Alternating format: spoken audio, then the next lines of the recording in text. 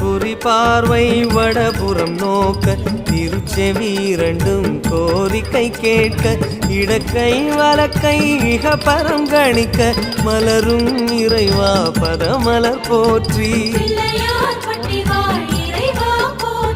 மலை போல் வளரும் மாய கணேசா நிலையா வாழ்வில் நிம்மதி நீதா நிம்மதி அருளும் நிதர்சனம் போற்றி